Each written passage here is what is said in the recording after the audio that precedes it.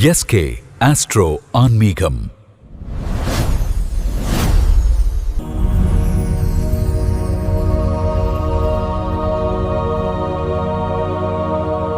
வணக்கம். வசுதேவ சுதம் தேவம் கம்சசானூர மர்தனம் தேவகி பரமானந்தம் கிருஷ்ணம் வந்தே ஜெகத்குரும். சர்வம் கிருஷ்ணார்ப்பணம். தேவானாஞ்ச ரிஷீனாஞ்ச குரும் காஞ்சன சந்நிபம் பக்திபூதம் திலோகேசம் தம் நமாமி பிரகஸ்பதிம். நான் குருமூர்த்தி ஐயர், சேலம். எஸ்கே ஆஸ்ட்ரோ ஆன்மீகம் சேனல் மூலியமாக உங்கள் அத்தனை பேரையும் சந்திப்பதிலே நான் பெருமகிழ்ச்சி அடைகிறேன். இந்த பராபவ ஆண்டு குரு பகவான் தனது உச்சராசியான கடகராசிக்கு பெயர்ச்சி அடையப் போகிறார். இந்த பெயர்ச்சியை பற்றி நாம் தனித்தனியாக ராசி பலன்களை வெளியிட இருக்கிறோம். முதல் முயற்சியாக இந்த முறை மூர்த்தி நிர்ணயம் செய்து, அதாவது மூர்த்தி நிர்ணயம் என்பது ஒரு கிரகம் பெயர்ச்சி ஆகும்போது ஒரு ராசியில இருந்து இன்னொரு ராசிக்கு பெயர்ச்சி ஆகுங்க. எல்லாருக்குமே தெரியும், சனி, குரு மற்றும் ராகு, கேது இது முக்கியமான கிரகங்கள், வருட கிரகங்கள் என்று சொல்லப்பட்டிருக்கிறது. இதில் சனி பகவானுக்கு அடுத்தது குரு பகவானுக்கு அனைவரும் ரொம்ப முக்கியத்துவம் கொடுத்து பார்க்குறோம். ஏன்னா குரு பகவான் பரிபூர்ண சுபகிரகம் என்று எல்லோராலும் அறியப்பட்டவர். ஒரு திருமணத்துக்கே வேணும்னா நம்ம என்ன பார்க்குறோங்க, குருபலன் வந்துருச்சான்னு தான் முதல்ல போய் ஜோதிடர்கிட்ட கேட்குறோம். ஸோ அந்தளவுக்கு குருவுக்கு முக்கியத்துவம் உண்டு. இந்த மூர்த்தி நிர்ணயம் என்று சொல்லும்போது ஒரு ராசியிலே இருந்து இன்னொரு ராசிக்கு இந்த குரு பெயர்ச்சி ஆகும்போது அவர் என்ன மனநிலையிலே இருக்கிறார் என்று பார்க்க வேண்டும். பொதுவாக நீங்கள் ஒரு நிர்வாகத்திலே வேலை செய்கிறீங்கன்னு வச்சுக்கோமே, ஒரு உயர் அதிகாரி வரார், புதுசாக மாற்றலாகி வரார். அவர்கிட்ட வரும்போது நாம் என்ன கேட்குறோம், அக்கம் பக்கத்தில் விசாரிப்போம், ஐயா எப்படி, அவருடைய குணங்களெல்லாம் எப்படி என்பதை கேட்டு தெரிந்து கொள்ளும். அவருக்கு என்னங்க, அவர் தங்கமான மனசுக்காரரு அப்படிம்பாங்க. ஒவ்வொருத்தரும் என்னம்பாங்க, இல்லைங்க அவர் கொஞ்சம் கெடுபடியான ஆளை பார்த்து நடந்துக்கோங்கம்பாங்க. ஸோ இதை போன்று இந்த கிரகங்களுக்கும் அன்றைய பயிற்சி ஆகக்கூடிய தினத்திலே சந்திரனுடைய நிலை ரொம்ப ரொம்ப முக்கியங்க. உங்கள் ஜென்ம ராசிக்கு அந்த பயிற்சியாக தினத்திலே இருக்கக்கூடிய சந்திரன் எந்த ராசியிலே வருகிறார் என்பதை பொறுத்து மூர்த்தி நிர்ணயம் செய்யப்படுகிறது. இந்த மூர்த்தியிலே 4 வகை உண்டுங்க. முதல் வகை சொர்ணமூர்த்தி என்று பெயர். அதனுடைய கணிதத்துக்குள்ளே நான் போகலைங்க. அந்த 4 மூர்த்திகளை பற்றின விவரத்தை மட்டும் நான் சொல்லிவிடுகிறேன். சொர்ணமூர்த்தி என்பது நான் முதல்ல சொன்ன மாதிரி தங்கமான மனசுங்க. நாம் கேட்டாலும் சரி கேட்காட்டினாலும் சரி அவருடைய பலாபலன்களை மிகச்சரியாக அவர் கொடுத்து விட்டு போய்கொண்டே இருப்பார். அவரிடம் நாம் போய் என்ன பண்ண வேண்டியது இல்லைங்க, ஒரு வழிபாட்டு முறைகளை செய்து எனக்கு இதை தாருங்கள் என்று நாம் கேட்க வேண்டிய அவசியம் இல்லை. அவராகவே என்ன பண்ணிடுவாருங்க, நமக்கு பெரிய மனசை பண்ணி, ஏன்னா தங்கமான மனசோடு அவர் உள்ளே வராரு அப்படிங்கிறது அர்த்தம். இந்த சொர்ணத்துக்கு அடுத்தது ரஜதமூர்த்தி என்று பெயர். ரஜதமூர்த்தி என்றால் வெள்ளி. ஸோ தங்கத்துக்கு அடுத்தது தூய்மையானது வெள்ளி, எல்லாருக்கும் தெரியும். தங்கம் 100%, வெள்ளி 75% நற்பலன்களை செய்யக்கூடிய மனதை கொண்டவராக இருப்பார். அப்படிங்கிறத ரஜதமூர்த்தி என்று பெயரிடப்பட்டிருக்கிறது. இதற்கு அடுத்தது தாமிரமூர்த்தி என்று பெயர். தாமிரமூர்த்தின்னா ஆவரேஜுங்க, ஆவரேஜான பலன்கள். இவர் நல்ல இடத்திற்கே வந்தாலும் தாமிரமூர்த்தியாக வரும்போது ஒரு கிரகம் அவரிடத்திலே வழிபாடு செய்து அவரை வணங்கி அவரிடத்திலே ஆசியை பெற்று நாம் தொடர்ந்து என்ன பண்ணணுங்க, அந்த மாதிரி வழிபாட்டு முறைகளின் மூலியமாக அவரிடத்திலே நாம் ஒரு விண்ணப்பங்களை செய்து நற்பயன்களை பெற வேண்டும். சாதாரணமாக அவங்க நல்ல இடத்துக்கே வந்தாலும் இந்த தாமிரமூர்த்தியாக வரும்போது அவரால் அதை அந்த மனது என்பது கொஞ்சம் கடினமாக இருக்கக்கூடியதாக இருக்கிறது.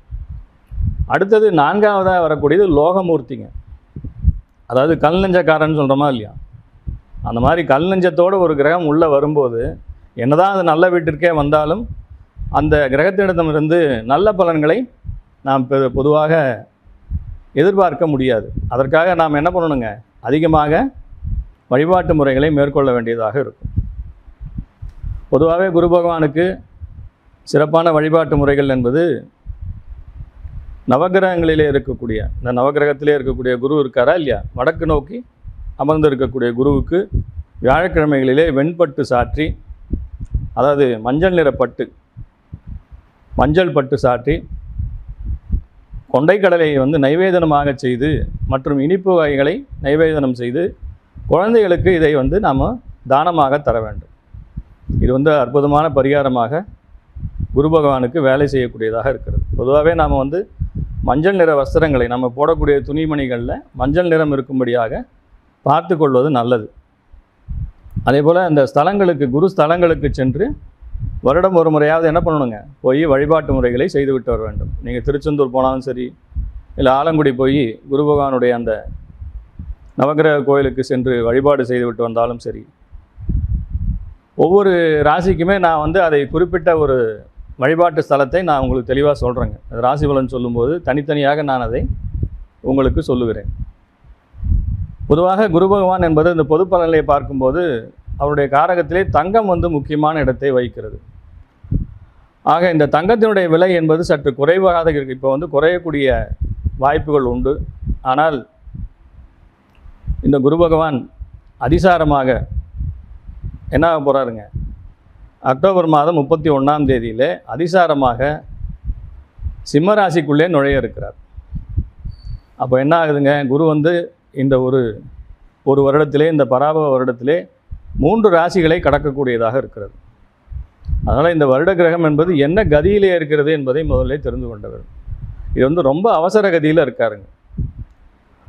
ஒரு ராசியிலே ஒரு வருடம் முழுதும் தங்கி நற்பலன்களை தரக்கூடிய குரு பகவான் இந்த முதல் 2 மாதத்துக்கு பராபவ ஆண்டு தொடங்கின உடனே இங்கே மிதனத்தில் இருக்கார், எல்லாருக்கும் தெரியும். கிட்டத்தட்ட ஒரு 45-50 நாள் இருக்க போகிறார். அதுக்கடுத்து கடகராசிக்குள்ளாரே பயிற்சி ஆகிறார். என்னைக்கு, வைகாசி 18, அதாவது ஜூன் 2ஆம் தேதி. அதிலே ஒரு 5 மாதங்கள் மட்டுமே அந்த ராசியிலே இருக்க போகிறார். 6வது மாதம் மீனராசிக்கு அதிசாரமாக செல்ல போகிறார். அப்போது ஒரு வருட காலம் இருந்து ஒரு நற்பலன்களை செய்ய வேண்டிய ஒரு கிரகம் என்ன பண்ணுதுங்க, 6 மாதத்திற்குள்ளாக அவசர கதியிலே அடுத்த ராசியை நோக்கி போகிறது. அப்போ நாம் என்ன பண்ணணுங்க, அதனுடைய காரகத்துவ ரீதியான விஷயங்களிலே மிகவும் ஜாக்கிரதையாக இருக்க வேண்டும். ஒரு வருட காலம் ஒரே இடத்துல இருந்து நிதானமாக பலன்களை செய்வதற்கு பதிலாக அவசரமாக 6 மாதத்தில் என்ன பண்ணுறாருங்க, சிம்மராசிக்குள்ளே நுழைந்து விடுகிறார். மக நட்சத்திரத்திலே சஞ்சாரம் செய்து 3 மாதங்கள் அங்கே இருக்கிறார். அதன் பிறகு 3 மாதம் கழித்து அடுத்த வைகாசி மாதம் சித்திரை மாதம் முடிவிலே பிப்ரவரி 2 தேதிக்கு மேலே 2027ஆவது வருடம் மீண்டும் கடகராசிக்குள்ளே வருகிறார். ஸோ இப்படி குரு வந்து தன்னுடைய இந்த ஒரு வருட காலத்திற்குள்ளாக 3 ராசிகளை கடக்க இருக்கிறார். அது வந்து அவ்வளவு ஸ்லாக்கியமான விஷயம் கிடையாதுங்க. ஒரே ராசியில் இருந்து நிதானமாக பலன்களை செய்தால் மட்டுமே நல்ல பலன்களை, நிதானமான பலன்களை எதிர்பார்க்க முடியும். குரு என்பது யாரை குறிக்கிறது, ஒரு அந்தஸ்து, ஒரு கௌரவம், ஒரு சோஷியல் ஸ்டேட்டஸில் உயர்ந்த பதவிகளில் இருக்கக்கூடியவர்கள், ஒரு அரசாங்கத்திற்கே ஒரு ஆலோசனை சொல்லக்கூடிய இடத்திலே இருப்பவர்கள், நீதித்துறையிலே மற்ற பொருளாதாரத்துறையிலே எல்லாம் மிக மிக உயர்ந்த ஸ்தானங்களிலே இருக்கக்கூடியவர்கள், அவசரப்பட்டு முடிவுகளை எடுக்கக்கூடிய விதமாக இருக்கிறது. ஏன்னா அந்த குருவுடைய காரகத்துவத்தை அங்கே என்ன பண்ணுதுங்க, அவர்கள் மேலே அதை செலுத்துவதாக இருக்கிறது. இவர்கள் அவசர முடிவை எடுக்கக்கூடிய நிறைய நிகழ்வுகளை நாம் காண இருக்கிறோம். ஏற்கனவே பார்த்திங்கன்னா அந்த மாதிரி தான் நடந்துகிட்ருக்கு. உலகத்தினுடைய ஒரு போக்கு வந்து எப்படி இருக்குங்க, அங்கங்கே சண்டை, பொருளாதார பிரச்சனை, எதுவுமே ஒரு நிலையற்ற விலைவாசி உயர்வு, அதே போல் எரிபொருள் தட்டுப்பாடு, மின்சார தட்டுப்பாடு, பட்டினி, பஞ்சம் போன்ற விஷயங்கள் எல்லாம் உலகத்திலே ஒவ்வொரு மூலையிலுமே தலைவிரித்து ஆடுவதை நாம் பார்க்க முடிகிறது. இந்த குரு வந்து இதை என்ன பண்ண போகிறாருங்க, இதை சால்வ் பண்ண போகிறாரா அப்படிங்கிறது மிகப்பெரிய கேள்வியாகத்தான் இருக்கிறது. ஏன்னா இந்த ஆலோசனை சொல்லக்கூடிய இடத்திலே இருக்கக்கூடிய முக்கியமான பிரதிநிதிகள் எல்லாருமே அவசர கதியிலே முடிவெடுக்கக்கூடியதாக, ஏன்னா அந்த குருவனுடைய அவசர கதி அதற்கு முக்கியமான காரணமாக ஜோதிட ரீதியாக பார்க்கப்படுகிறது. அதே போல் தங்கத்தினுடைய விலை சற்று குறைந்து மீண்டும் உச்சத்தை தொடக்கூடியதாக இருக்கிறது. இந்த வருட முடிவில் என்ன ஆகுங்க, மறுபடியும் மேலே போயிடுங்க. இவ்வாறாக குருவனுடைய காரகத்துவம் சார்ந்த விஷயங்கள் எல்லாத்திலையுமே நாம் ரொம்ப ஜாக்கிரதையாக இருக்க வேண்டியதாக இருக்கிறது. ஆன்மீக குருமார்களுக்கும் மற்றும் ஆன்மீக தலைவர்களுக்கும் ஜோதிடத்துறையிலே உயர்ந்த நிலையிலே இருப்பவர்களுக்கும் இது மிகச்சிறந்த ஆண்டாக இருக்க போகிறது. பிற்பகுதியிலே வந்து கேது பகவான் பயிற்சியாகி கடகராசியிலே இருக்கக்கூடிய குருவோடு இணையப் போகிறார். அங்கே கேளயோகம் என்கிற ஒரு மிகச்சிறந்த யோகத்தை இந்த குரு கேது இணைவு என்பது ஏற்படுத்த போகிறது. அவ்வாறு ஏற்படுத்தும் போது இந்த ஜோதிடம் மற்றும் ஆன்மீக துறையிலே, அதே போல் பொதுநலம் என்று சார்ந்த இந்த சேரிட்டி ட்ரஸ்ட் அது மாதிரிலாம் சொல்கிறோம் இல்லையா, அதாவது அரசியல் சாராத பொதுநலம் சார்ந்த அமைப்புகளுக்கு மிகச்சிறந்த யோகத்தை செய்வதாக அமைகிறது. இவ்வாறாக நாம் குருவனுடைய பலன்களை பார்க்கும்போது, இந்த முதல் முறையாக இந்த யூடியூப் சேனலிலே மூர்த்தி நிர்ணயம் செய்து ஒவ்வொரு ராசிக்கும் நாம் மிகச்சிறப்பான குரு பயிற்சி பலன்களை தருவதாக இருக்கிறோம். ஒவ்வொரு ராசியும் அந்த பலன்களை தெரிந்து கொண்டு எங்களுக்கு உங்களுடைய மேலான ஃபீட்பேக்கை சொல்லுங்கள், எப்படி இருக்குங்கிறத சொல்லுங்கள். ஒவ்வொரு ராசிக்கும் நாம் பரிகாரங்களையும் இதோடு சேர்த்து தரப்போகிறோம். அந்த பரிகாரங்களை நீங்கள் கடைபிடித்து வரும்போது உங்களுக்கு வாழ்க்கையிலே ஏற்படக்கூடிய இந்த கஷ்டங்களிலே இருந்து நிவர்த்தியாக இது நிச்சயமாக இருக்கும் என்பதனை இதன் மூலியமாக சொல்லிக்கொண்டு, குரு பயிற்சி அப்படிங்கிறது குரு மட்டுமே வச்சு நாம் சொல்கிறது இல்லைங்க. மற்ற கிரகங்கள், வருட கிரகங்களான சனி மற்றும் ராகு கேதுவனுடைய தொடர்பையும் நாம் இங்கே சேர்த்துத்தான் ஒரு பலனாக நாம் இங்கே எடுக்க இருக்கிறோம். அதனால் தமிழ் கூறும் நல்லுலகத்திலே இருக்கக்கூடியவர்கள் இந்த விஷயத்திற்கு, இந்த குரு பயிற்சி பலன்களுக்கு ஆதரவு தருமாறு நான் உங்கள் அனைவரும் தாழ்மையோடு கேட்டுக்கொள்கிறேன்.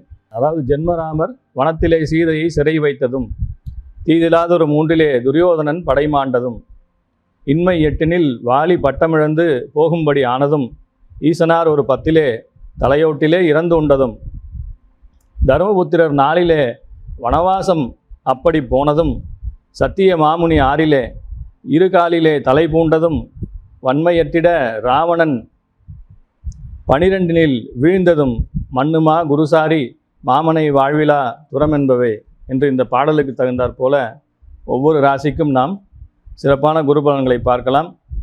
நன்றி.